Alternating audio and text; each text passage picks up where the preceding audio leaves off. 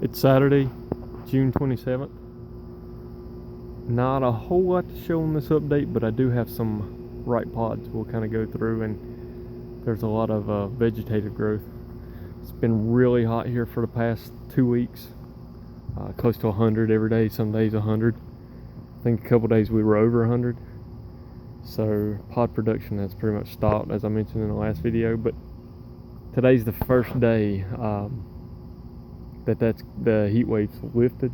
It's only like 80 something today, and that's kind of supposed to be the trend for next week or two. So hopefully in a week I'll have a little more to show you, but there is some stuff to update. This is Kamari.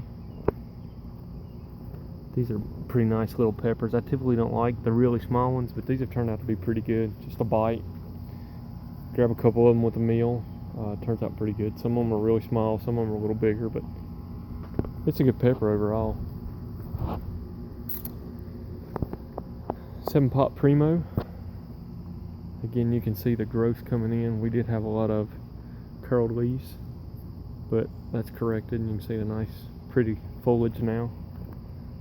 A lot closer to how it should be. Probably set me back a lot, but that's one of those things. And you see I have one pod on there, and it's pretty gnarly looking. Nice tail of it. Little watermelon. Some tomatoes and jalapeno, stuff like that. Carolina Reaper. Way behind this year, probably because of the heat. And leaf curl. Lots of flowers. I don't believe I have any pods on this one yet. I haven't spotted any. But probably next week or two we'll have some pods on it. 7-pot Lava. Good looking plant, nice and tall, full. Has some pods on it. I've actually, believe it or not, I've had some pods drop, which I didn't even know was possible, but I guess if it gets hot enough, even nice sized pods will drop. I'm trying to show you pods back there and I'm running my mouth. One thing I've noticed this year is I have a lot of tails on peppers.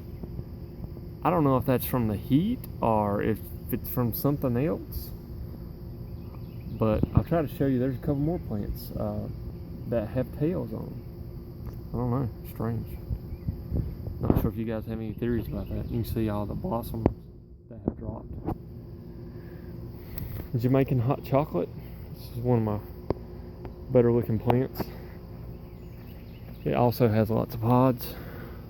You can see there's some turning, and then there's some that's already ripe.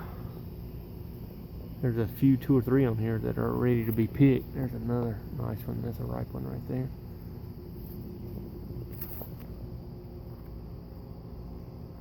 Naga Viper. First time I've grown this, but I'm pretty sure I looked at several plants and pictures on the internet, and it seems to be the correct phenotype. Everything looks to be lining up. You can see there's a small one here that's ripening.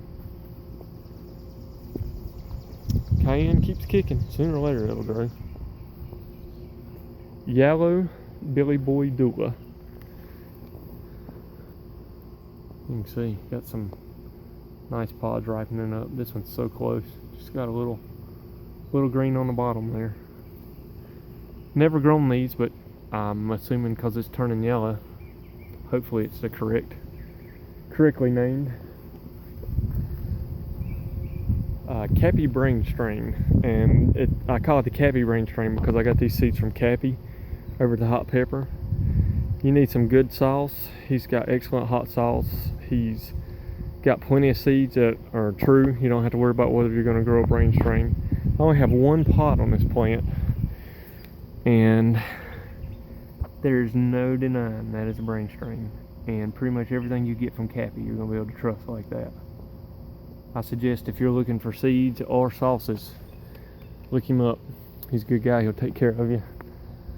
He's growing exclusively chocolate brain strains this year, so I'm interested in getting some of those seeds from him later on.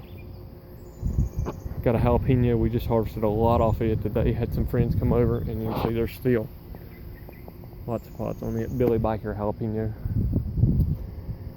7-pot bubblegum. and you can see there are pods ripening.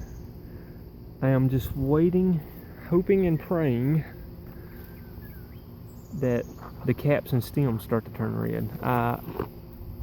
I'm under the impression you have to leave them on just a little bit longer once they ripen, and that's when it'll start traveling up the stem, if you got the correct phenotype.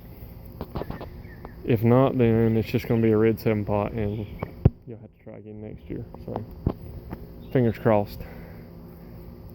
I'm still calling this chocolate surprise because I don't have any proof that it is what it was claimed to be when I got the seeds. If we get pods and they look like they're what they're supposed to be, I might say, hey, this is what it was supposed to be.